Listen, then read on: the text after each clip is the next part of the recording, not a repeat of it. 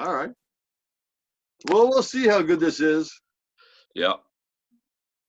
I'm Sean. Oh, you're fucking fast. I'm Dave. This is Barstools and Bandtalk. Nice. Yeah. So we keep rolling here. We keep rolling. Total class. This is going to be a fun one. We had Kyle Boudreau on. Kyle was great. Kyle's he's peppy. He's full of energy. He's a lot of fun. His brother Ryan is another member of the Frequency that I play with. Ryan and I have played together for about 7 years. But Ryan plays with a number of other people too. And we're going to cover that in the interview. And he's got some very cool gear. And I think what we need to talk about, Dave, he's brought a lot of things from Bruce Dixon, who has been on the show. Yeah.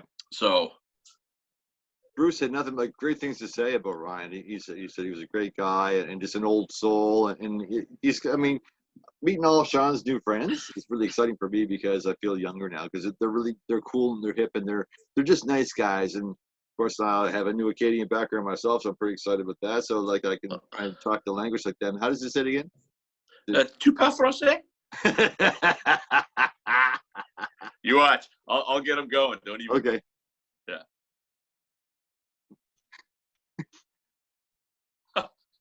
Hey. It's gonna say Ryan. Booty? Hey, what's going on, guys? That's gonna say Ryan. Yeah. So Dave was saying before we were doing the intro, he's got a Acadian French background. I do. Oh, no way. From where? Lejeune comes from right from the valley, right from. We were expelled from Acadia. I got tons of relatives in Louisiana that we expelled Acadians. I did my DNA stuff. I was like, holy fuck, who knew? So there you go. Totally up. I thought a lot of people don't know that connection, right? Because a couple of years ago, I did a gig with a couple of musicians from Louisiana. And one of them was actually guitar player Hunter Hayes. Okay. Who, who's doing a lot of good things right now. But I remember he was so young at the time. His mom was on the road with him, and as soon as she gave me a hug and said, "You look exactly like my brother." Now they're all from Louisiana, so they are distant cousins and relatives. So I told her that. I said, "You know what? It does make sense because you guys have a Cajun background. We're Acadian. We were deported there in 1755. So we are like distant cousins, right? So she could actually see a family resemblance from me without, ever meeting me, It's pretty cool. So, like it's neat stuff, and the history of Nova Scotia is amazing. Like it really truly is, right? So yeah. And you got me thinking there too, Booty. My cousin's a Lejeune too.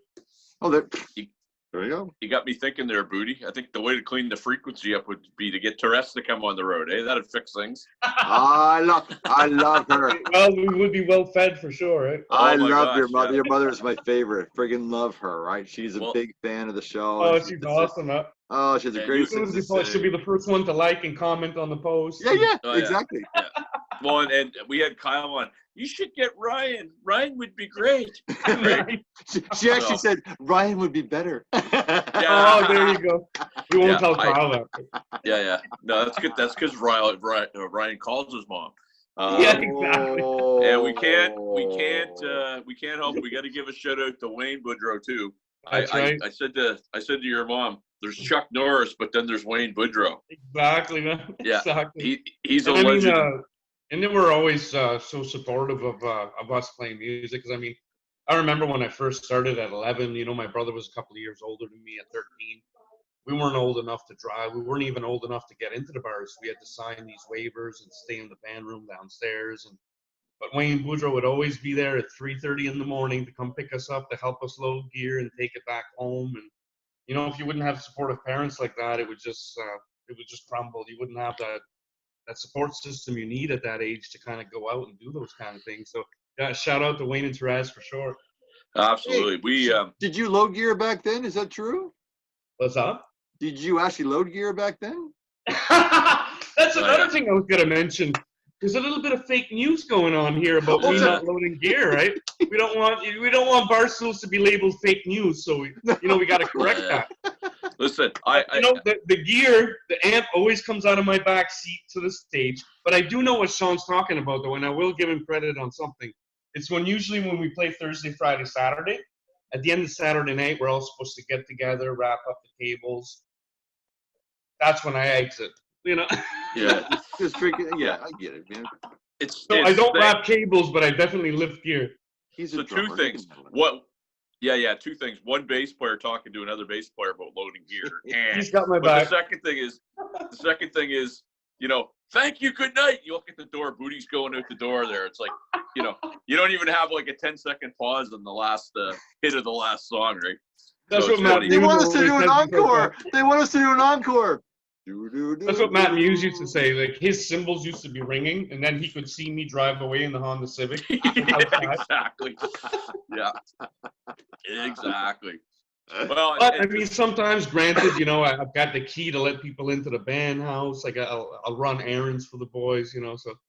Yeah, I don't ever remember you running errands for the boys. Where the frig did that come liquor from? Liquor store runs for Kyle, getting batteries. Oh, okay, fair enough. Yeah. There's always a dollar store batteries that's needed, you know. So one of the things that our band has a real funny sort of thing. It's always the same thing. We'll get to the show and Kyle will be like, "Do you have any batteries?" And it's always like Fredericton never has batteries. Yeah. And then you'll get a random text from Kyle. "Oh, you're going along at McQuaid, you're up there. Do me a favor, grab me some earbuds." I'm like, yeah, okay, I'll just get you some earbuds, or get me 10 guitar picks. Anyway, Kyle's, and we'll be in Fredericton, and you get like a random 3:00 on a Friday. Let's go to Harvey's. It's like Harvey's. It's 3:00 in the afternoon, right? But anyway, exactly. So he's always good for that. So he's always, Oh yeah. So he's got a favor on the go. We have a lot of fun. We have a lot of fun in this band, and it's funny because when Leith comes in, Leith was telling us this story last year. I think I was telling it the other night. He played with Matt Mays, and Matt Mays basically decided to stop drinking. So they did an entire tour across the country, and then came back, and they didn't have any booze on the rider. And then Leith plays with us at Dolan's, and the first night he's there, it just gets smashed. He's like, "This band just destroys me every time," right? Just thank God for the bathroom that's in the hallway, right? That's saved a bunch of people many nights. Yeah. But we always have a good time. It's a lot of fun. Oh, and it's always great to have Leith on there too, yeah. Oh yeah. Be remiss when you go back. Your folks there last year in Bedak, and we went over to their place to eat. And I tell you, their mom had, like, you would not believe the food. At least Fleming Smith is like he ever ate before in his life. Oh my God, this is so great. Thank you. It was just amazing. And then the next day I get up and there's Wayne. Wayne's like, "You want something to eat?" Like, so salt of the earth people, right? Yeah. Oh, totally, yeah. It's the Cape Breton way. Absolutely. Yeah. Absolutely, brother. I get it. Let's go back again. So you're 11 years old. You're playing in bars. Your dad's getting you in. He's signing for you. So, like, what kind of stuff were you playing at 11? Well, when I started at 11, it was mostly kind of a product of my environment, what I would hear around me. At the time, there was like a renaissance of like country music. Country music was getting big again, and there was so I kind of learned country music and traditional Acadian music, and also Cape Breton fiddle music at the same time. And they also they kind of had a lot of similarities when you break down music like that. A lot of it is based off the root fourth fifth. So it has a lot of similarities, but I would hear my uncles playing guitar. They're playing Hank Williams and Johnny Cash. Me and my brother are listening to Motley Crue and Guns N' Roses. Yeah. I go to school, and Ashley McIsaac and Natalie McMaster are 15 years old, step dancing and playing fiddle together. So, when you hear all this, it just kind of inspires you, and you kind of soak everything up. And right. One thing that's great about Cape Breton is there's always a kitchen party. There's always people playing music. And at the time, there was, not a lot of bass players. There's a lot of fiddle players, guitar players, piano players. I just wanted to make sure, too, when I go to a kitchen party that I'd have my bass, but I'd also be well prepared, that I knew what was coming. There was going to be country songs, traditional French songs. I just wanted to make sure I could always, just keep up. So I tried to learn everything as the best I can, So this was 11, and then by the time I was 13, 14, that's when we started going out and kind of just playing more like the Legion, variety shows, playing at school. And then when we were 15, I was 15, we formed a band called the Test Tube Babies. And it was me, my brother Kyle, my cousin Rocky on drums, and Travis McNamara keys, McNamara from Edmonton. So that's really where we started writing original music. We had an album called Tuesday 4 a.m. And we just kind of went around the circuit and kind of did cover songs as part of that band too. So that's there's two particular places I remember playing at a lot when we were younger, and that was Billy Joe's place in Fort Hawkesbury. It was the mayor, Billy Joe McLeod. It was his little pub there. It was really popular, and you know, a lot of bands would come in and play there. I think it's still there, but might be called like the Carriage House or something. Carriage House, yeah, I remember the Carriage House. I played there before. It used to be Billy Joe's place. I didn't know that was his place. Yeah, exactly. So he had that place forever. We used to play there when we were 15, but the other place that we played at often was Smooth Herman's in Sydney. Right. Yeah. And I think the manager there at the time was Jimmy Sandalis. Yeah. I think I only remember that because one time we put holes in the wall and burnt the tires off PA speakers, and then he ended up finding us in school, and you know, we were underage, so there was no contact information. He sent out a bill at school, and we ended up getting it and paying it. So shout out to Jimmy, but he still had us back after that, which was awesome, right? So no hard feelings, right? We were just kids being kids, but yeah, I saw some crazy stuff there at Smooth Herman's, but it was a good way to kind of learn the ropes, and I figured this is a good way to kind of prepare us for Halifax. But looking back at it, I probably saw more rough things happening in Smooth Herman's than any bar in Halifax. Absolutely. So it really prepared us well.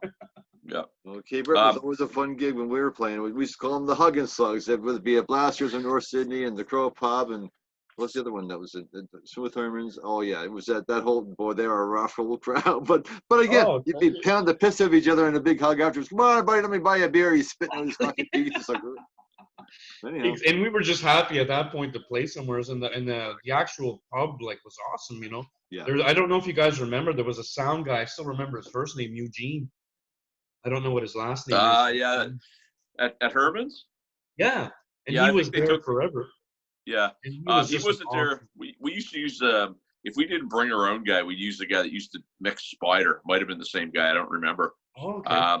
But Herman's was it was great. I mean, I opened for Trooper there, opened for Big House there, opened for, I mean, you name it. It was a lot, but it was funny. That was the Monday to Saturday gig, man. It was like, you know, you play for nobody till Friday night, and then it's packed all weekend. Right? And stay at the Royal Hotel. Oh, I love that Royal Hotel. Oh my God, that's hilarious, Dave. Because listen to this. Anytime we would go there, we had a plan. Me and my cousin, you know, we wanted to make sure that we wanted to make the most money we could as kids, right? So me and Rocky would always stay at the Royal Hotel because I think it only cost $20 a night.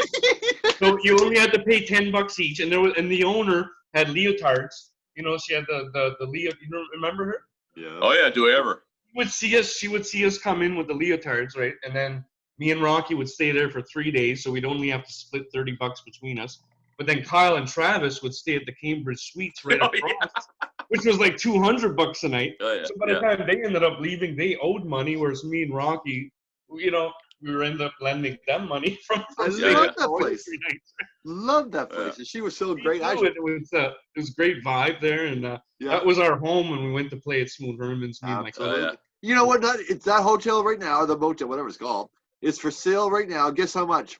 $495,000. You can buy the Royal Hotel. Oh wow! And that's right on the corner there, right in the middle of downtown. Or as somebody else, a friend of mine said, $495,000 to destroy a bunch of evidence. Right. Oh, it's true. I remember. And then the front window of the Royal leads out to the main street. So, you know, if anybody got something smashed on their windshield or hood of their car, it wasn't us. Yeah, I hear you. That's funny now, but oh my God. All right, so that brings up to that band that you're playing in. So then you migrate to Halifax, is that right? Yeah, exactly. So I just graduated. I was 18 years old. I moved up, and then just basically kind of been playing ever since. I mean, me and my brother still had a group together. We kind of revamped it. It was called the Boudreaux. It was me, Kyle Rocky, and Dan Hashe. So we started doing original material, and we had a rehearsal spot on Gottingen Street, which was called A52. And at the time, a lot of people this was probably early 2000s. So a lot of bands would go there to kind of, they had a main room, you know, where you can rent an hour, but they only had 4 rooms that were consistently booked each month. And I think at the time it was us, and then there was Matt Mays had a room, Winter Sleep had a room, and then another band called the Dean Malenkos that John Epworth was on drums. So yeah, we used to just kind of get together there with the boys, kind of party, write stuff. And then at the time too, I mean, there was a lot of venues for original music. I remember there was the Cayley Connection downtown, which was basically just almost like a computer room. I mean, the sound would literally hit off the wall and bounce back. But it was a venue where original bands could play. And then Planet Pool was. Now that was Fiona Mary owned that, right? What's that? Sorry. Fiona Mary owned that. Oh, really? Yeah, and she's not. Well, her husband Frank, he's from Cape Breton, Inverness. They're from. He's from Inverness. And that's why the Cayley. Yeah. That's the Cayley connection right there. There you go. A lot of things solved here tonight. And Planet Pool was another place. So I mean, they had a bunch of venues that could kind of keep us busy during the week and weekends and stuff. And then and we started kind of picking up covers again. But yeah, that was you know, that kind of era. And then I would always kind of just kind of take bookings too. Like if someone was looking for a bass player, word of mouth, they would call me up, book me.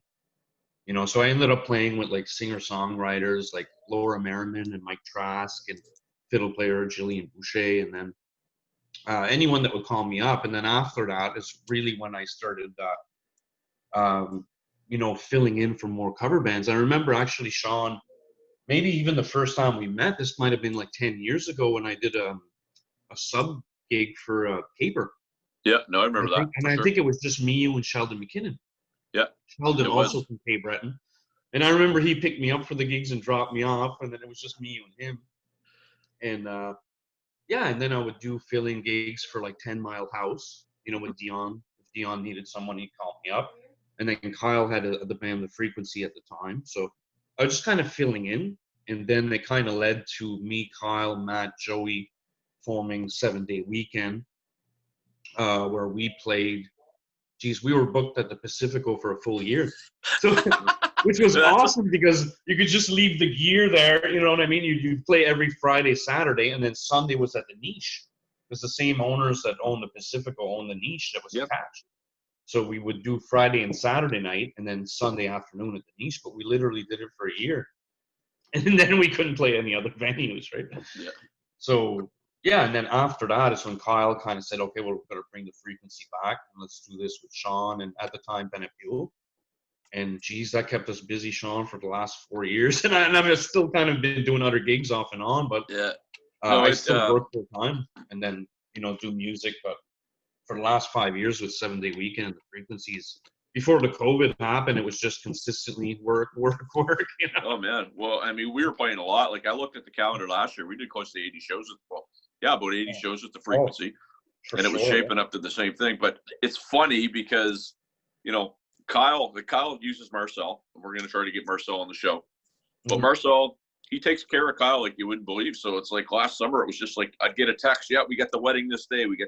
So we had like 7 weddings last year that were all, you know, really, really a lot of fun.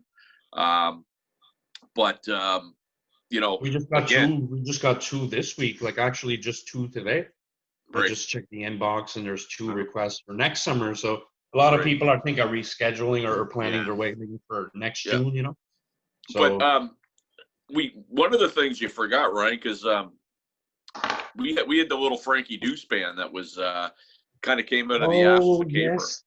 You're exactly right. Yeah, because after the Caper, before the Frequency, and even before 7 Day Weekend, it was Frankie Deuce. And there was actually a couple of different lineups. I remember a lineup with me, you, Kyle, and Scott Harnish. Yeah. And there was me, you, Scott Harnish, Dion. Yeah. And I think at one point when I got too busy, there was someone else on bass at one point. Well, it started out Peter James was the first guy, and then Kyle wanted to get you in there. Peter was going to do something else. And then Briar's coming to say hi. Oh, there's Briar. Look at that. It's a night of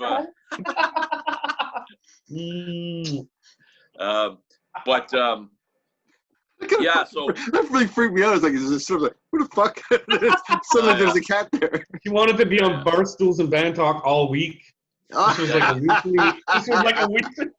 You seriously, meow, meow, meow, meow, Yeah. meow, meow, meow, meow.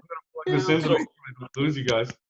So, Ryan, one of the things is talk about your project Boudreau Vanier, because it's funny. Like when you, we were talking about that a bit, but I remember a bunch of times we were playing Fredericton. You'd be sitting on the couch and it'd be like, "Oh, there's another payment. Oh, there's another payment." So that's something that you guys record a lot, but it's a pretty lucrative little gig for you. Oh, for sure, yeah. And I mean, there's close to like 20 years that I know Dave now, and the way we met, I was just working at a place called Minex Worldwide downtown. There's a call center there, and then when Dave moved from Montreal, he came on via rail. So literally, the first place he ever saw was Minex. He dropped off a resume, got hired there right away. So then, right next to Minex, there was this place called the Olympic. It was just a little Greek diner where mom and pop would make the food, and the kids would serve it. So at the time, you could go there for your 15-minute break, have a coffee, have a cigarette.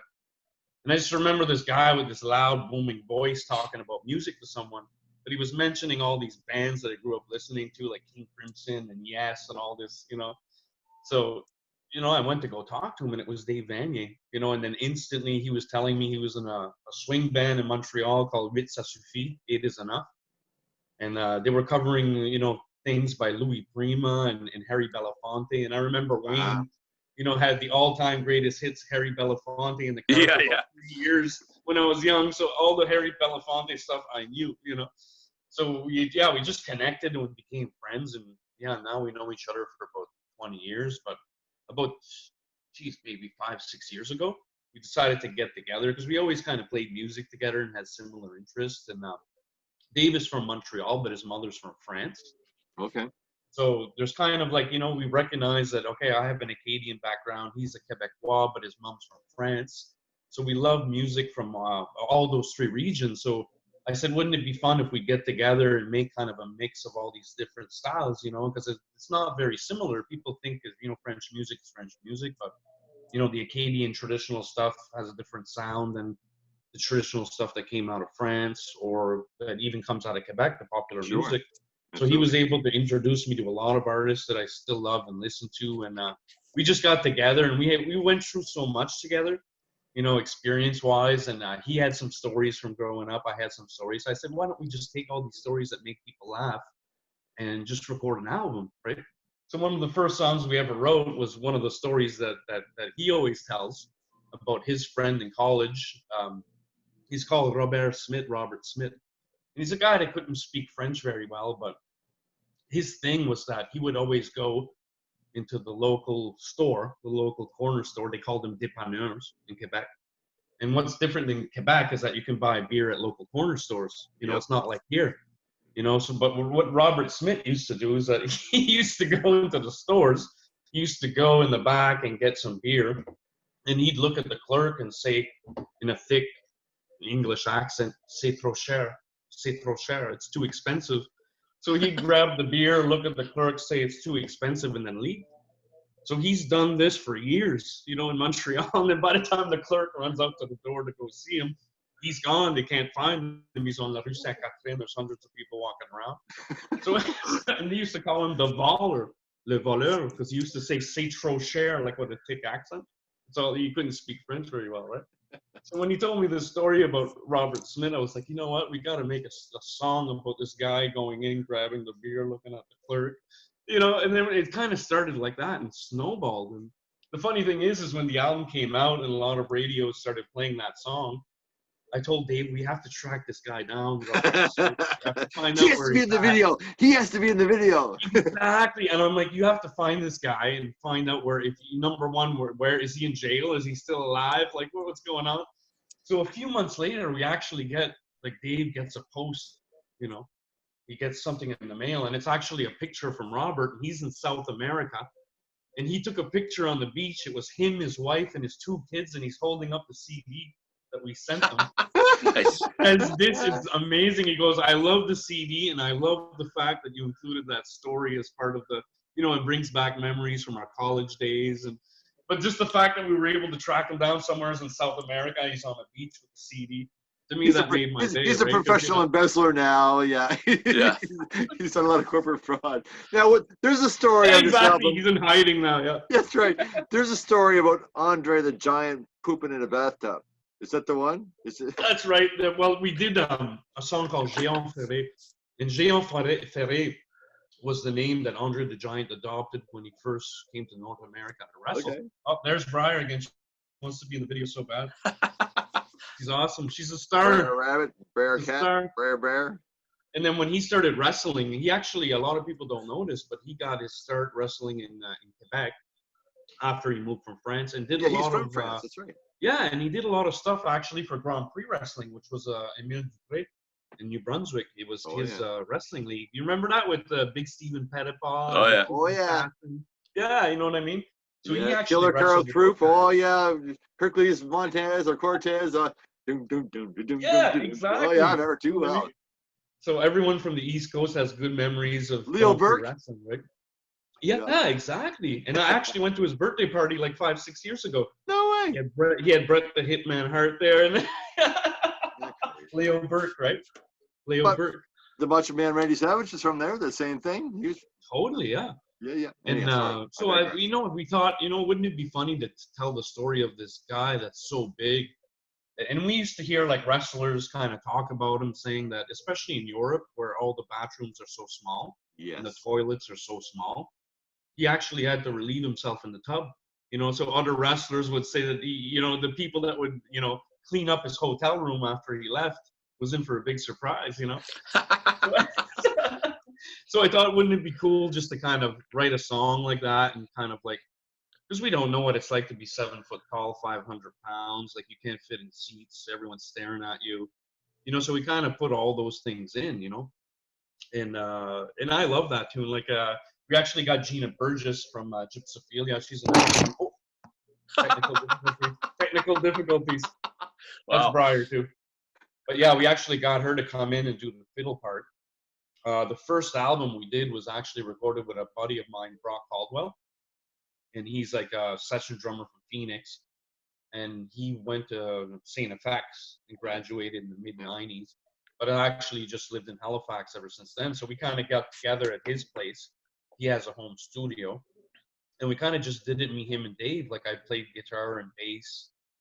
He was a drummer and a guitar player too. So he could play drums. And then, and then Dave wrote all the lyrics. I kind of did all the music and the producing of it. And we had 2 albums out of it. So what happened is we started doing these interviews. And you never know what could happen. Like one of the interviews was in Moncton for a show called Tout le samedi avec Anne Baudet.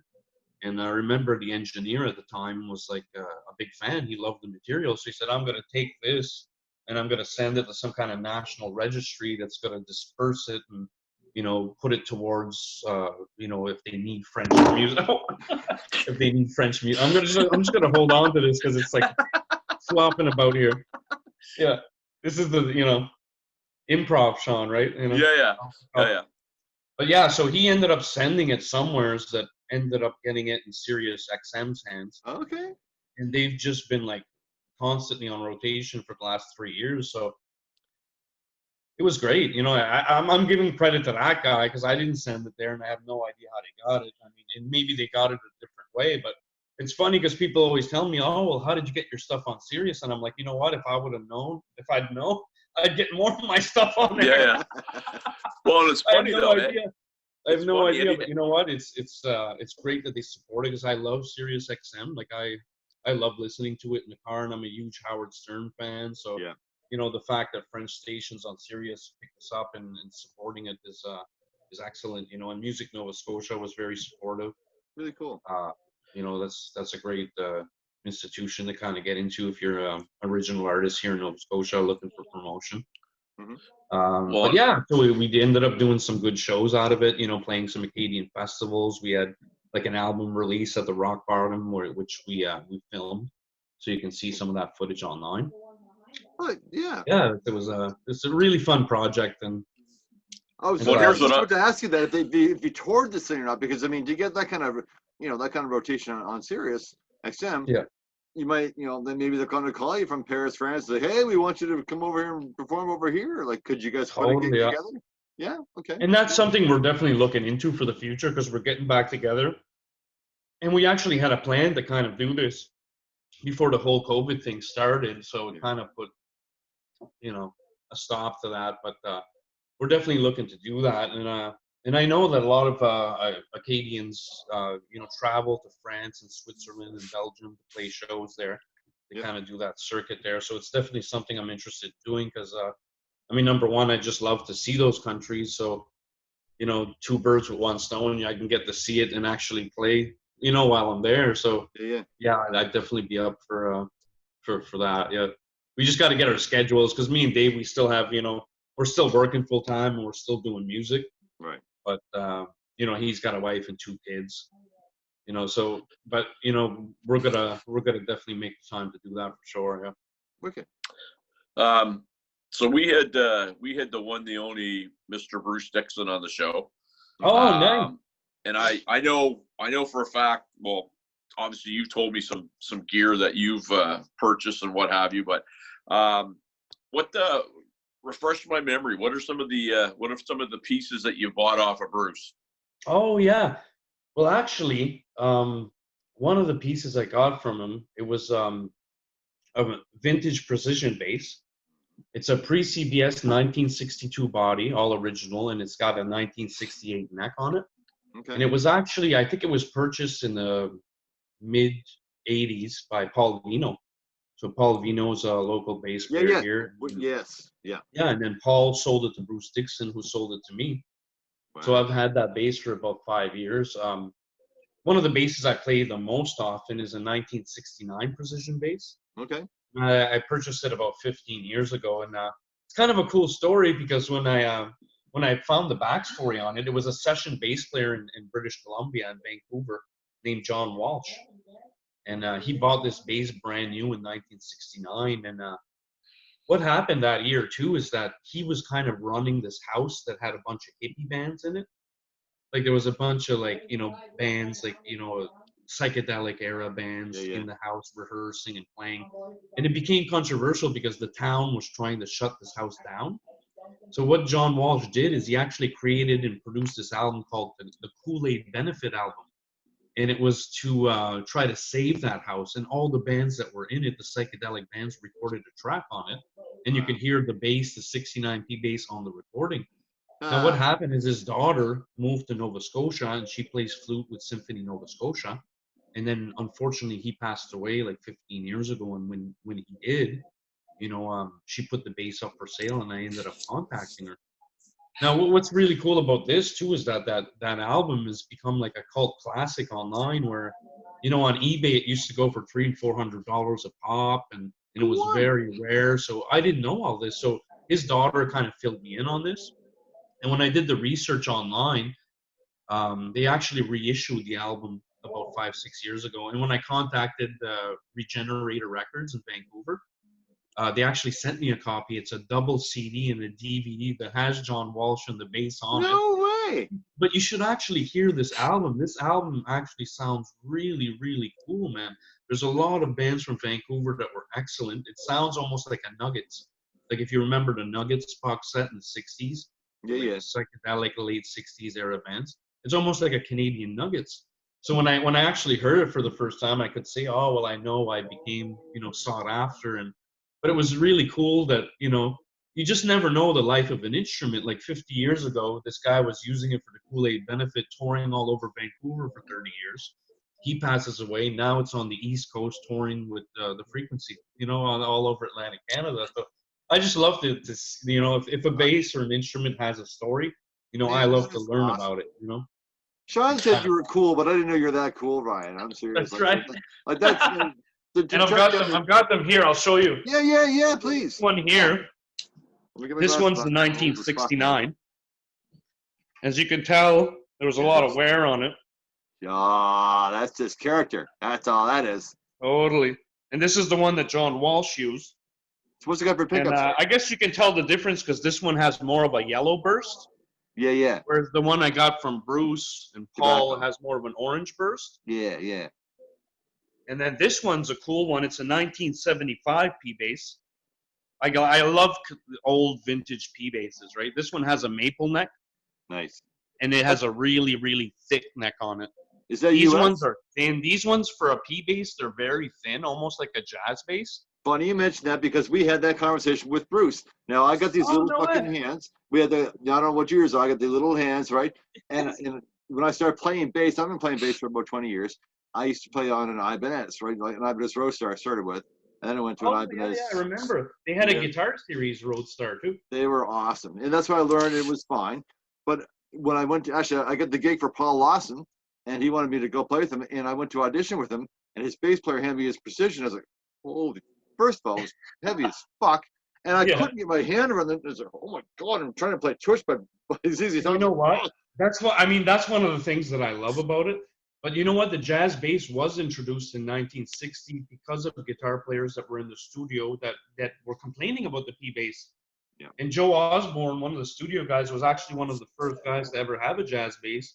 And he was a guy that converted from guitar.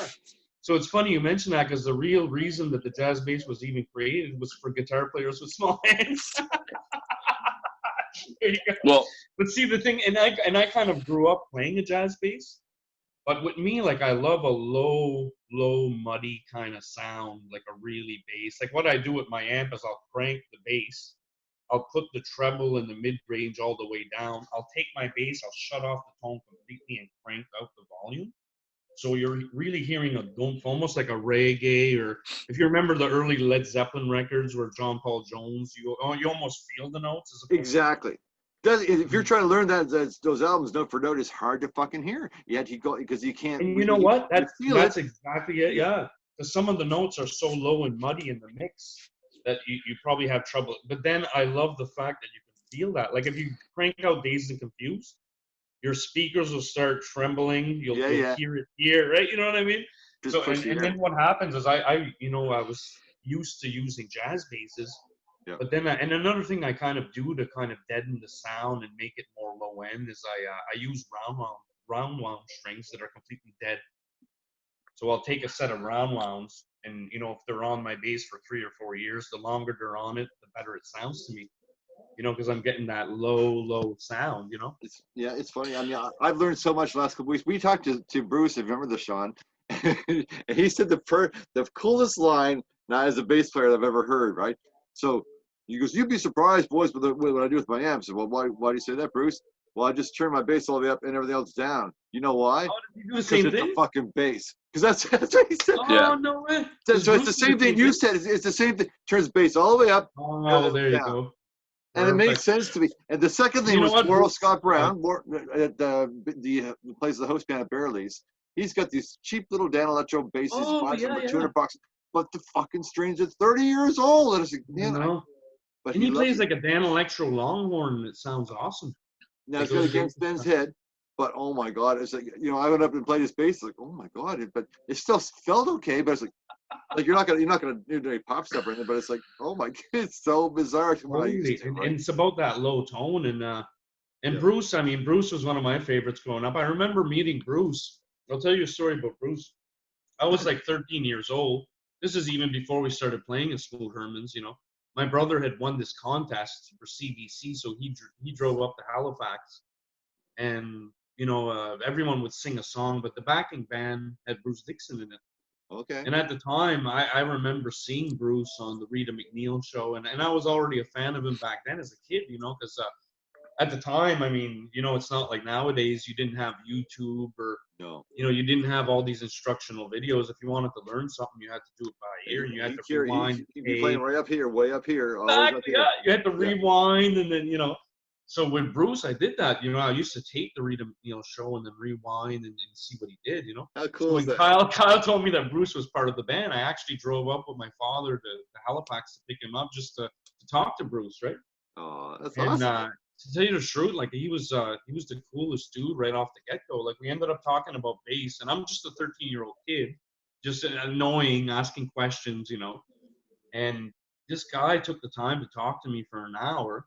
And not only did he talk to me, before I left, he said, come to my car, I have something to show you. He takes the cassette out of his tape deck, that had two of his favorite bass players. On one side, there was Marcus Miller. On the other side, there was Rocco Prestia from Power of Power. And he said, here, take this tape and study it, and you keep it. So I'm 13 years old, and I mean, coming from Cape Breton, you have to understand, too, like, you have to drive 40 minutes just to get a cassette that's in the top 40. So if you want stuff like Tower of Power, at the time, you had to drive 4 hours to Halifax to get at Sam the Record Man on Barrington Street. Right. They had layers. You know, the jazz section was on the 3rd floor. So you had to drive 4 hours to get that kind of stuff. So the fact that he took out, even if it seemed like a simple little gesture, I mean, I you know, this is 30 years later, and you know, I still remember it. You know, That's wicked. you never know. You know, if you have people coming up to you and asking you questions or advice, you know, be cool to them, because you never know, it could really inspire them to kind of, you know, keep going at it, right? As opposed to the support mechanism and the frequency when you brought the Rickenbacker bass to St. John that weekend. It's true, because I've played Fender my whole life, and I mean, I've always had a few other basses. Like I bought a Music Man at one time, and What'd you think of that? you know what, I liked it. It was a really nice, like, as far as the construction elements, like the way they're built, it's amazing, like the build of it. But then playing with bands like the Frequency or other bands where you can go from a country song to a rock song to a dance song to traditional Great Big Sea or something. You know, so I need a bass that's more versatile, you know? And I wouldn't want to say that Music Man isn't versatile for people that use it. But for me, I just find the sounds, like Bruce said, you know, crank out your amp, you know, crank out, you know, I put out the tone. It's not, you know, with Music Man, there's a lot more definition in the mid-range and the high end. Right. Which is what I'm trying to avoid. You know, so because like you said, if Bruce said that, you know, it's a bass. He's exactly right. That's exactly how I looked at it too, right? You remind me of a young Bruce Dixon. That's what you remind me of, Ryan Boudreau. I'm just gonna tell you right now. Thanks. I can't wait to hang out with you, man. I think it's gonna be cool. So yeah, I'm geeking out already. Thanks, brother. Yeah, I can't wait. I mean, yeah. So hey, Sean's been saying so many cool things about you, and I've seen these. He does not. He doesn't say anything good about me. I know that. Fuck you. Well, I mean, it's just something you got to say, right? You know, when you're on the camera, you just kind of say these things to make the other person look better, you know? I was gonna say, if he doesn't stop interrupting, I'll stop saying really nice things. Back to the story, because you're not getting out of it. So we get to St. John, we're at O'Leary's, and Booty opens up the case, and he's got this beautiful Rickenbacker bass. Like, it was amazing. You had just bought it, and the whole weekend you kind of struggled with the sound. Fair enough. Yeah. Well, it wasn't like because, like I say, I can always just take a P bass or a jazz bass. Yeah. It's just there all the time. It's present in the mix. You can feel the bottom end.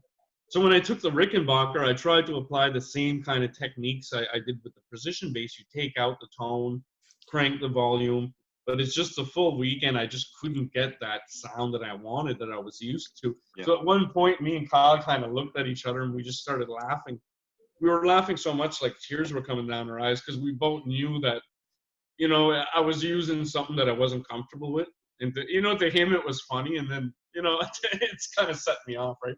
And again, there's nothing wrong with Rickenbacker. I mean, I find that if you were playing more of a rock-based gig, a pure rock bass, something like a Rush or, like Yes. Or, but again, Rickenbacker has that mid-range and that high-end tone that's, that the Music Man offers. But it's a sound that I'm trying to get away from, like I want more bottom end. So, I'll give you $200 for it if you want to get rid of it. You know what? I traded in for a 75p bass. That 75p bass I have there. I just traded Ricken. It was a 76 Ricken. I traded for another vintage P bass. You got to finish the story. Finish the story. Classic Kyle. Which one? When you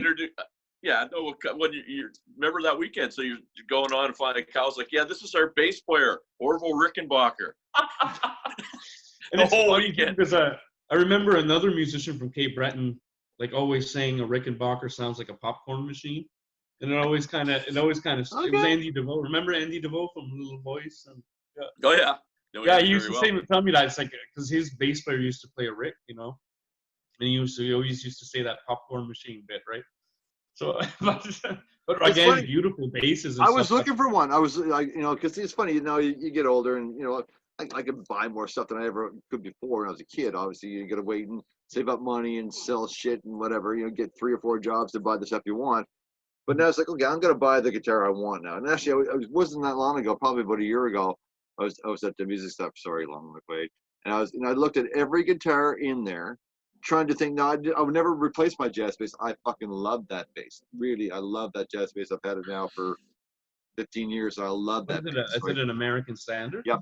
Yep. Okay, yeah. Yep. And I've had those, and they're amazing. Like even just an American Standard Jazz or P, it's all you need. You know what I mean?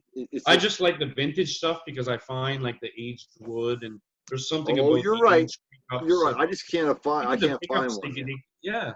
the pickups even get warmer as they age somehow. It's magic, really. But, Now, the ones you're playing, are they active or are they passive pickups?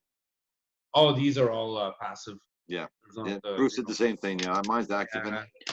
I've never played an active, and if I had an active, 2 months later I get rid of it because again, it's not the it's not the sound that was I'm looking for, right? But again, it's not to say that there's not a need for it out there. Like depending on the style of music you play, it would be nice to have like a couple of different basses like that. But for me, I find a P or a jazz. I mean, they can do anything, right? I started playing bass based on well, I knew there's I was a guitar player, wasn't that good, so I went from guitar player to keyboard players. Keyboards are just too fucking expensive to maintain, and I wasn't that good at that either. As well, bass, how hard can it be? It's got 4 strings. How hard can it be, right? So that's why I went to that.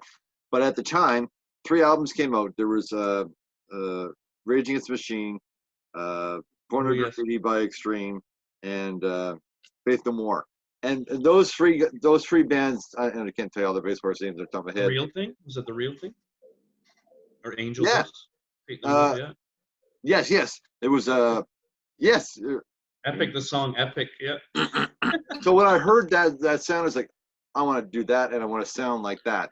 That's what I wanted because I just love that. Now that's opposite what you and Bruce are talking about, but I just love that. I was just like, 14. So I had 2 410 cabinets I was running at one time because I just love that punch to it, right? And I was just retarded. But I mean, it was. Oh, that's what I want to ask you too. What do you use for an amp? And then I'll let Sean talk. He's getting pissed off. Well, I have 2 different. It's all Ampeg. I have like about an SVT head, all tube head. It's about 20 years old. It was still made in America. Yeah. Before they switched. So I have the SVT head. That's heavy, man. It's like 100 pounds, literally 100 pounds, right? And then I have a. So what do I don't want to carry it? Exactly. If Sean talks about like carrying gear, it's all these 100-pound heads, like carrying them out of like. And sometimes, if you have to walk down the block, how parking in downtown Halifax sucks, right?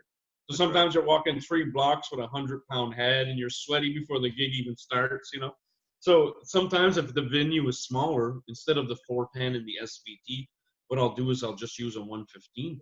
Okay. And then if you crank the 115, you can actually get more of that muddy, low-end, woofy kind of bass sound too, right? Yeah. So for some places like, Split Crow and places like that, I mean, you're not going to need a 410 in a venue that size. And if you do, it'll probably be overkill, right? The sound guys will hate you. The managers will go, So I just want to make sure that, because I've heard sound guys complain about other players before, so I just want to make sure I'm not one of those guys that's too loud. So for a lot of those gigs, I can just show up with a 115, it cuts it, right? And then a lot of other gigs I'm hired for, like for the Jazz Fest or something, like those guys already have the back line there. Places like Monty, they have the back line on stage, New Glasgow Jubilee. If you show up there, it's all these outdoor shows. They already have the back line. So, so mostly I'll end up using that 115 just because it might be overkill, to use the other one and then the 100-pound head too, kind of like, It's funny because you mentioned Morrow.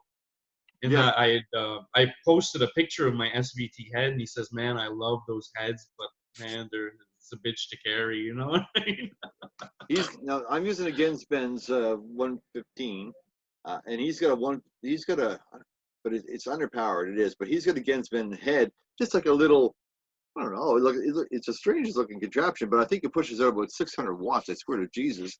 And he's just got through like a little, I don't know, it's called like a Wilco amp or some crazy thing, but it sounds amazing, right? And he had that little, remember those little 15-inch Gallion Kruger amps?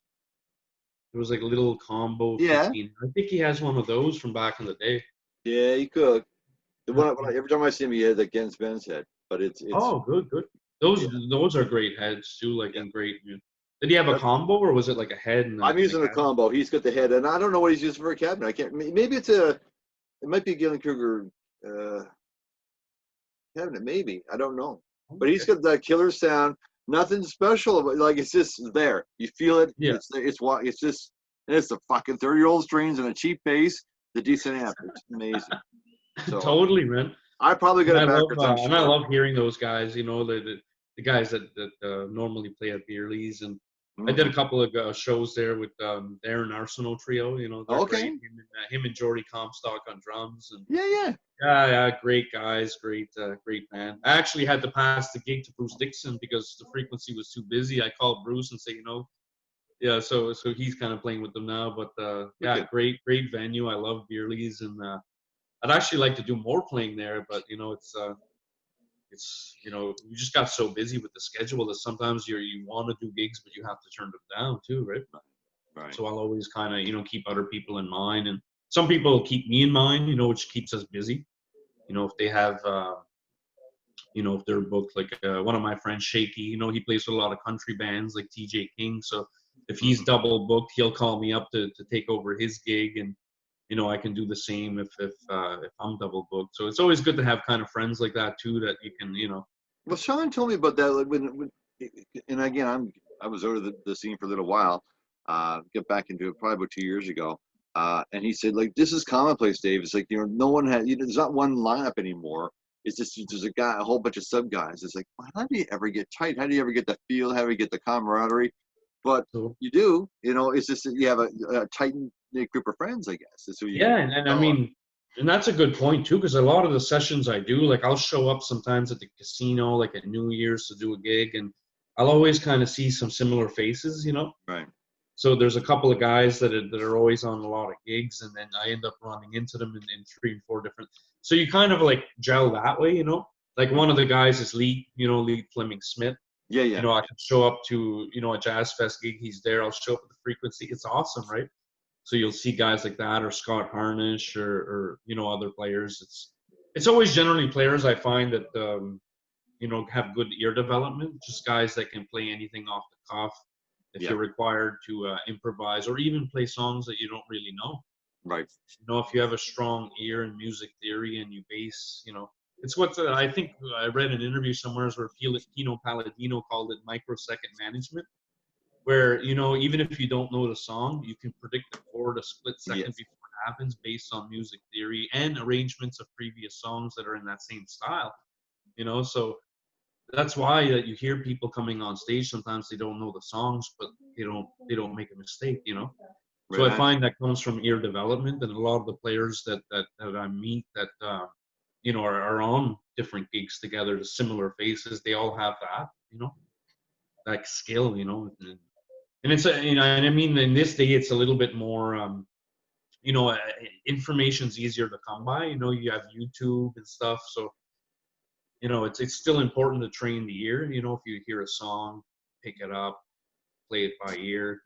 You always should trust your own ears, because I find sometimes too, when the internet came out and they started like reading these charts online and stuff, I mean, there was more mistakes that I could count. You know what I mean? Because if you're and then if you're depending on that to learn and not your own ears, you're going to be learning things the wrong way. And you'll lose that ability as well, right? That's exactly. And it's a skill, and I think it's why I'm called upon a lot of the times, you know, because sometimes it could be short notice. Like one time I was cooking supper at Saturday at 5 o'clock. I had no gig. The phone rings, and it was what's his name, Corey Tedford from Crush. You know what I mean? So he has a gig at 9 o'clock. This is 5 o'clock. He sends me like 35 songs. Most of them I've never played because it wasn't the same set as the frequency. So at first you kind of panic and say, oh my God, I only have the amount of time it takes to actually hear the songs, to retain the arrangement and the chords, you know? So I basically go on YouTube with the bass, jam on it once, have to take a shower, go there for 9. But I was able to retain it, you know, thankfully, but it's all because of that, you know, listening to cassette tapes when you're younger, rewind, all of a sudden difficult passage becomes easier with time. you know, because Now, you're training your ear and it's a skill you're training, right? do you sight read as well or no? No, I mean, when I was really young, I had a teacher, Elizabeth McNamara, and she taught me music theory. And then I learned, you know, about the notes and how to read, but it's not a skill that I really applied. And the few times that there was charts on the gig, I actually memorized the whole arrangements and actually, you know, created my own part as opposed to the chart part. And the person that hired me was pleased, so I didn't, you know, I still had the charts there because they have the chords. So if you're ever doubting, or it's a good kind of, but I find that memorizing the arrangements and it's the best way that works for me, right? I mean, I don't know what I had for supper yesterday, but I can remember songs that I learned when I was 11. So, I mean, sometimes we have selective memory, right? Like Yeah. But you got to be some versatile player, though. Seriously, Booty, to go from a whole lot of Rosie by AC/DC and the Frequency to a jazz fest. I mean, like Jesus Christ. I mean, that's a big difference. Oh, thanks. I mean, I've been I've been a fan of every genre of music since I was young, you know. So for me, it's like I've always had people tell me, "Oh, I love all music except hip hop and country." But I'm thinking like, well, you're missing out on George Jones and Waylon Jennings, and you're missing out on Public Enemy and Nas, you know. So it's like for me, I never say I like all styles except because there's so much that you'd be missing if you shut yourself off completely to any style of music, right?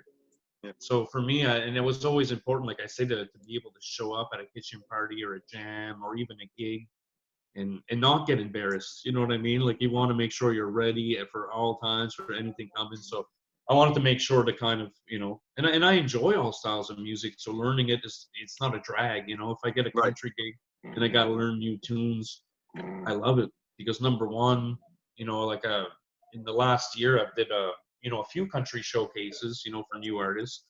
One of them had like a lot of great new artists on it, like I think Casey May and Jason Price and Samantha Power. So, you know, to show up and learn all their tunes, it makes me aware of newer artists as well, you know, because it's not probably something that would come my way unless I get the gig, you know. And then they're also doing covers, new country covers, and it's probably, you know, stuff that I wouldn't know if I wouldn't keep up with these gigs, right? And I find I love the challenge, you know, like I want to make sure that if I get booked for a certain style of music, that I'm going to go in and it's going to, you know, I'll be able to give it the pocket it needs and accompany the singer. You know, I'm not there to play a bass solo, but I'm there to support the singer. Like I love playing with singers, you know. Right. So it's a major reason why I love playing with my brother, you know. Like he's an amazing singer. He's one of my favorite singers. And he's also probably one of the best guitar players around too. Like he's modest about it, and a lot of, you know, people mention his tone, but his guitar playing is phenomenal as well. So I was lucky to be able to play with him growing up, and you know, other great singers that'll book me. It's you know, anybody that calls, I try to answer the call. You know, if I'm not busy, and it's you know, everything's a new challenge. And I remember being a huge fan of Stevie Ray Vaughan growing up, and you know, I would read his interviews, and one thing he said is that I listen to the radio and I learn everything on it, because even if I don't like the song, I'll learn it because I might be missing something arrangement-wise. I might be missing a guitar part that I didn't know. And that's the way I grew up as well. Like I had the radio, I had the people around me, you know, so you listen and you learn from everything, you know. So, I mean, that's the kind of philosophy I always had. I never tried to shut anything down or any kind of genre of music. I mean, I love it, right? And there's great bass lines and bass players for, you know, like when I was really young, one thing I'd love to do is study the liner notes. So if you get a cassette or a CD or an album, you know, you find out which bass players were on it, you know. So when I was younger, I found out that it was like 3 or 4 bass players that were on everything. There was like Nathan East and Pino Palladino and Lee Sklar, you know. So you get to find out these players, and that leads to another album that they played on, and another album, and then all of a sudden you're going down a rabbit hole. And this is all before YouTube and the internet, so you really had to do your research to kind of find these things out, right? Yeah, you're right. And your brother said this. Actually, your brother said the same thing, and it is true though. It's like once you get hooked on a certain style of music, then you want to see what else that guy did, because his style is going to change tremendously. The music might, but his style won't change, right? Like all the old Exactly. Motown stuff. I love the disco stuff now. I kind of wish I didn't shut it back in the day. Oh yeah, totally. But I mean, back in the day, people would burn disco records, but then you hear recordings by Nile Rodgers and with Bernard Edwards on bass. He's a monster. Like, and he influenced Duran Duran. And he actually probably played with them too. So yeah, I mean, there's great players in every category, and I wouldn't necessarily, and then that music's coming back too. Like, people burnt their yeah, disco records, but now there's pop hits that actually sound like they came out of the disco era. You sure know, it does. Yeah. so I find like a lot of those music, it'll come back. It'll come back in style, right? All right. I'm monopolizing the conversation. I see Sean's getting crankier and crankier on his face. Oh, he's got some hard questions for me. No, I'm truthfully trying to figure out how we're going to get the women back in here after they're gone. We just lost. I think that was a little bit too much bass nerdery for Sean. Shit. Like, we lost the women. Yeah. Shit. All the chicks left. There's I don't even know nobody. where to friggin' go with that. Anyway. Your subscriptions went down. Yeah. Yeah. One of the things that you mentioned a bunch of things that I was kind of thinking of. The first thing you talked about complimenting the singer, because you and I talk about this quite a bit. That's kind of what our job is, right?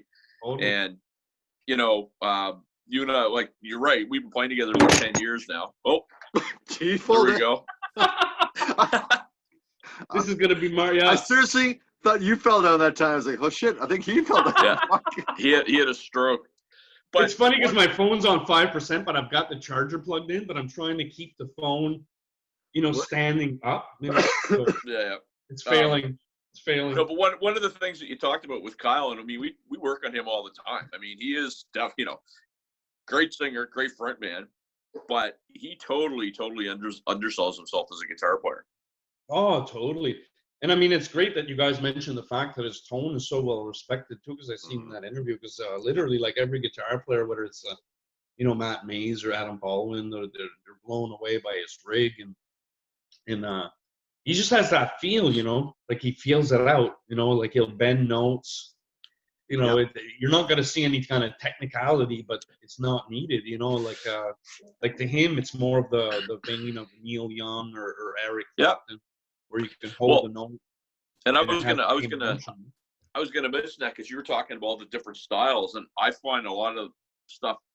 I'm not a big, I don't deviate a lot, but when we're out in the road, Kyle gets the tunes going. There's an awful lot of stuff that I finally figured out why he plays the way he plays, because of what we all listen to. I mean, he's he'll go from country to to rock to Jackson Brown to, I mean, he's all over the map. But it's like I'm sitting there going, okay, I get it now. Totally.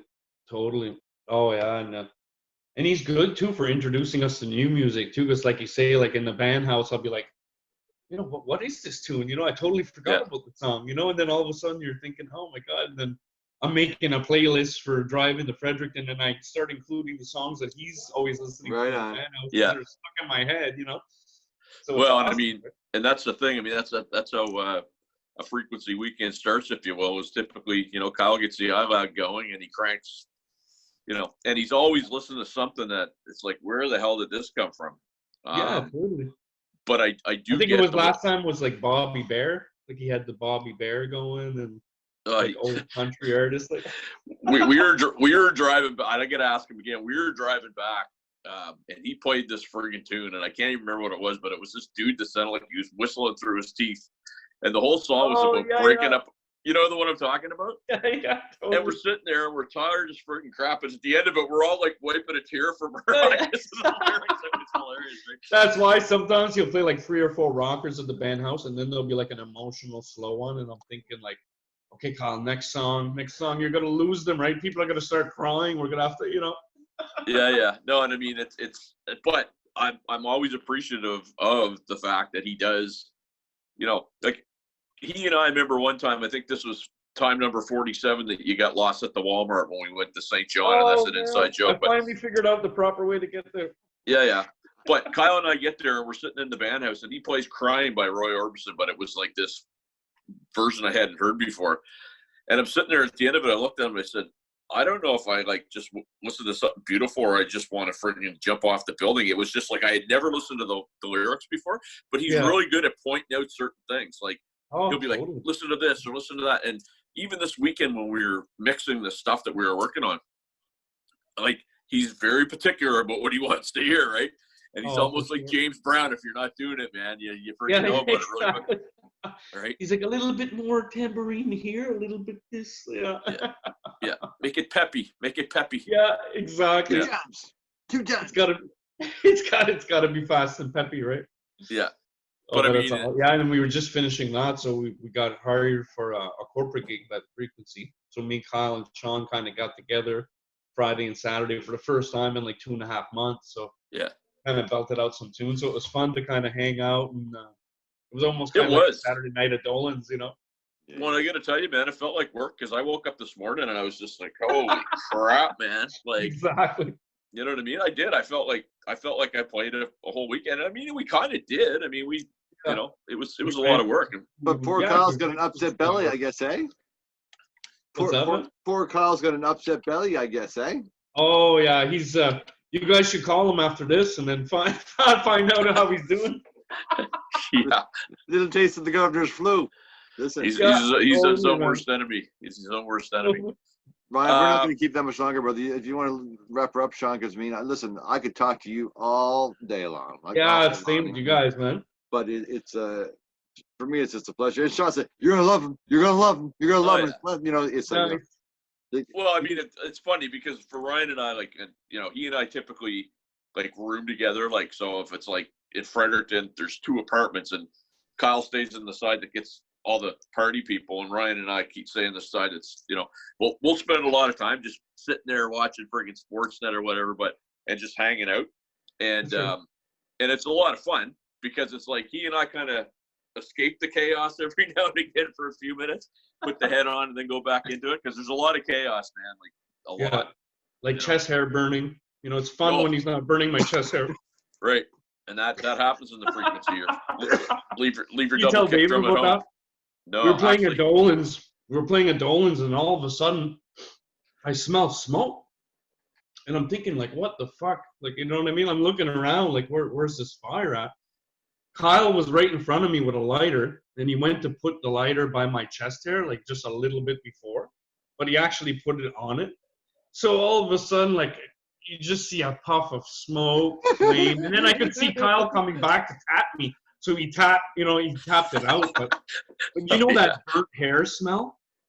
I took 3 showers after that show, man, and I could not get rid of that burnt hair smell. Listen, man, it's 2020. Hey, listen, Ryan, it's 2020. Manscaping's okay. Just saying. Exactly. But I gotta keep it old school, right? I gotta keep it old school. Well, that's right. Like who's it? Magnum PI, you know? Yeah, exactly. Or Paul Stanley. But I mean, the thing about Kyle too, Kyle's very particular. You got to have your buttons undone, like. Yeah, exactly. You know. And your George, I'm buttoned up, and then by the end of the show, it's like you know, I've got no more buttons left. He'll come up to me like every 2 songs and undo a button. Yeah. Like just in the middle of what I'm playing. So. Oh no, and it's funny, and it's like Kyle's very particular. Well, speaking of T-shirts, I got one of the booty specials on here tonight. Wicked, man! I seen you got some of the T-shirts I gave you, so that's awesome, brother. Yeah, Ryan. Every time he comes to a gig, he's like, "Yeah, I cleaned out my closet. Here's another 15 T-shirts." That's right. Cool I'll give him T-shirts, and he'll bring me shock tops, man. It's perfect. Yeah, that's right. It's a perfect trade. It's a perfect trade. T-shirts for shock tops. That's all. Sounds like a French Acadian song right there, right? That's right. Yeah, it's gonna be on the next Boudreau Vanier album. Oh, because all I was thinking, like, what can I say that sounds halfway educated? And I was like, hey, be like Booty, because you can get your songs in Cirrus and you can sing about guys that steal beer from liquor stores and giant shitting in bathtubs. Exactly. That's what I love about trying too hard, man. There's no subject that's taboo, right? You can sing about anything and they'll put it on the radio and it sounds beautiful. Great, you know? Beautiful. You can do it. You have carte blanche to write anything, you know? Yeah, it's good. Yeah, we got to go. I seen that you guys had Elise and Scott on the show. That's awesome, man. Yeah, that was wicked. Yeah, that was wicked too. No, it was good. Well, Yeah, honestly, we wanted Elise, but Scott happened to be there, so we had to get him on. That's a whole other thing. He got on by, just for being there. Did you notice he was like this? He was like, He kept like, burping at okay, her. Scott. He freaking kept Kinda burping like- at her. It was Scott, awesome. will He ya? kept, Was he like pushing Elise out of the way and then like? Oh yeah. Like, she was calling. like this, She was right? calling him right out. He keeps burping at me. He keeps burping at me. Oh no way! Like live. Oh, yeah. Well, They're awesome, and we- man. I love Scott and Elise. Like I work with both of them. Like Scott and Frankie Deuce, and I'd recorded on Elise's last album. Okay, cool. Shows with her, and yeah, they're both great, man. They're awesome. I'm glad you guys had them on, and Listen. Well, listen, I'm going to tell you right up front. I'm glad we had you on because I mean, it's funny. I'm listening to you, and and I'm not sure. I cannot get an idea how old you are, but it's like I watched Bruce Dixon's interview a few times because I mean, he's like a personal hero to me too, right? And you remind me so much of him. You really do because I mean, you're kind of. Oh, I don't know where Sean went. I'm here. Okay, but it's kind of you're doing the freelance stuff. You get your mainstay band with with the Frequency, like he had with Oakley. But it's like you're just gonna be called on because I can tell right now you're a professional, you're prepared, you're knowledgeable, and I think you'd be a blast to work with. You know what I mean? No drama, no bullshit. Man. Yeah, no, that's what I'm getting out of this interview right now. So I That's can't wait to awesome. have a drink with you. That's what I'm looking forward to. I know. Because I think Kyle said he saw you at a few of his shows, but I think they were solo shows, right? I don't think you were at a Frequency show yet. Right? You were the time I saw the Frequency play. It was at Ale House, and it was they had a sub guy, and you were I was elsewhere. overseas. Yeah. I was joining Robert Smith down in South America. Oh no! I had to escape too, man. I had to That was escape. the Manila trip. Yeah, exactly. Yeah. Manila and Manila. You could have went to yeah. Subway. You could have went to Subway. I'm just saying you could have went to Subway. So were you playing too, Dave, just before this whole thing kind of happened? Were you? I was playing in a band called Third Gear, and we had a gig on St. Patrick's Day at Finn Bars going on. It got canceled. So yeah, and it was going to be our swan song anyhow because the singer Danny Hoskin, who used to play with us in Midlife Crisis, he was leaving to move to New Brunswick anyhow. So I was trying to get another little gig together. I have a great new talent as a singer. And Sean, when he was able to, was going to be able to fill in some drums, and then another friend of mine putting this thing together. But again, COVID happened, so you're kind of trying to figure out what to do. This is why Sean and I did this. Is like, if we don't do something, we're going to go to our friggin' minds, right? Just go like crazy, right? So. And it's awesome too because I've been checking out the interviews and it's awesome. You know what I mean? Like I'm actually learning. So guys, I've been here since '98, so I know like the bands that Bruce played in, and I know. I've heard of Razor Boy but haven't seen them live. Sure. So it's so good to kind of have that kind of local music history kind of because like I say I've been here since '98, but there's I'm learning more. There's Paul and we are talking too. about it with Sean. Like one of the coolest guys I've ever met. Like just by fluke was there. I went to Truro one time, and there was like this Beatles cover band playing, and they were awesome. I was only like 15, 16 at the time, and I went to talk to the guitar player, and then he tells me his name is Kevin Scott McMichael. And then I'm thinking, like, because I told you earlier about reading the liner notes, so I said, you know what? This is going to sound funny, but are you on the Robert Plant Fate of Nations album? Because I remember Kevin McMichael being credited. He's like, yeah, because I recorded that album with Robert, and then he was telling me his whole history about the Cutting Crew and recording here, like with Maritime Bands, and he introduced me to his bass player, who was Paul. His name was also Paul, and he was playing Paul McCartney. I think his name was Paul Eisen. Paul Eisen, yep. So this is Paul Spice. Eisen, Yeah. So I ended up meeting those guys, and I mean, unfortunately, Kevin passed away. But again, he was just like Bruce, where he took the time, like an hour, to talk to me. He showed me all his gear, and I'm thinking, like, how fucking cool is this guy? You know what I mean? Like, he's on. I hear him every day on the radio. I Just Died in Your Arms Tonight, and he was telling me stories about going on the Johnny Carson show and touring with Robert Plant, and how he lost that gig is because Jimmy Page wanted him to do that unleaded acoustic album together, so he ended up losing the gig because of Jimmy Page, but it was just so cool to talk to that guy, and it's just, again, like if I wouldn't have went to talk to him, I probably wouldn't know all that history about the Cutting Crew and how, their guitar player was from Halifax, But you know what? I think people are going to talk to you every time, Ryan, because I can see in your eyes is your sincerity is there. You have a love and a passion for the music, and anybody who's serious about it and wants to share that is going to recognize that in you for sure. Oh, thanks, brother. Thanks. Yeah, I mean, I'm very, like, people would say I'm very passionate about it, and and I know me and my brother were just kind of working on a little podcast. You guys talked about it, where we just kind of, you know, we play a couple of songs and talk about, you know, the artists. I kind of love that. You know, I grew up with radio and Casey Kasem, and you know, you know what I mean. You listen to Casey Kasem's Top 40 on a Saturday morning or afternoon, and you know, I just love that. You know, so you know, that's the kind of stuff we grew up on, and yeah, and people can, you know, if you can sense my passion for it, that's good, because it's you know, it's genuine. I grew up with music. I love music, and I still have the same passion now. Like, I'm 39. I'm going to be 40 next month. You know, so it's just like I still have the same passion now as I did back then. You know. Well, so you know what you're doing on your birthday? You're coming to our live show at Monty's. That's right. That's right, because we were actually booked to play Codstock, which is like this yearly festival in Cape Breton, like in the town where I'm from, Arishat, Petite de Bras. And it coincidentally, it was going to be on July 25th, which was my 40th birthday, with my family and everything. So I was like, I was so stoked, because I was thinking, man, this is the first time I play here in a few years. I kind of traveled down to play with some country bands, like my cousin's country band. But, you know, it was I was kind of looking forward to it. And then you guys, since it was canceled, and you guys said you have a new show, like on July 25th, which is going to be Monty's, right? It's going to be like you know, me and Sean were joking about it. Like, he was saying it was going to be like the Merv Griffin show, you know? Like when Kramer on Seinfeld he took all the Merv Griffin, you know, stage set up. And here's what we can tell you.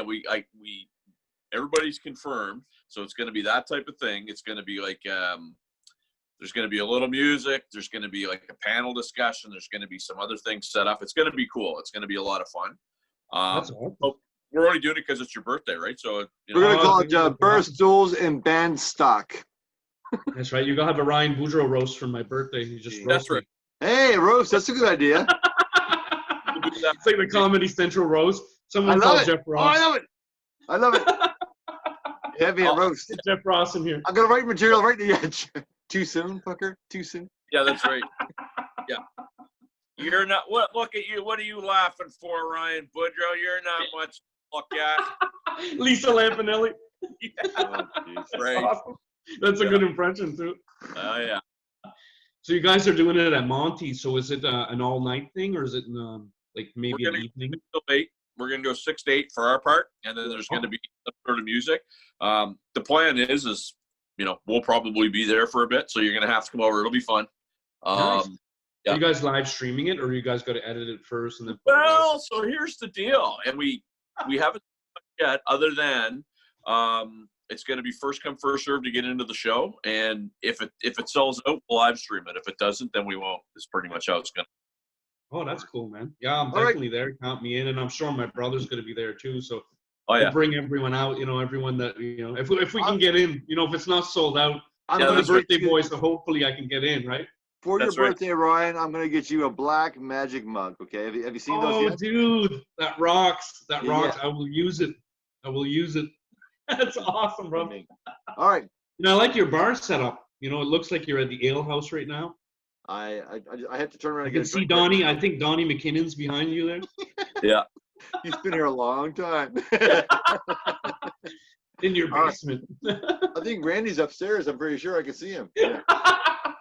He's telling Dion to turn it. He's telling Dion and Kyle to turn their amps down. Yeah, I was gonna say, he says I'm too loud. Fuck you, Randy. All right. Yeah. So how long has Randy been doing that too, huh? Like, you guys remember, like, Randy, has he always been at the ale house too? No, he was at the Palace and Oh, Briar's coming to say hi. Hi, Briar. No, Randy was at the ale house since it started. Oh, yes. Yeah. Oh. Yeah. But before that, yeah.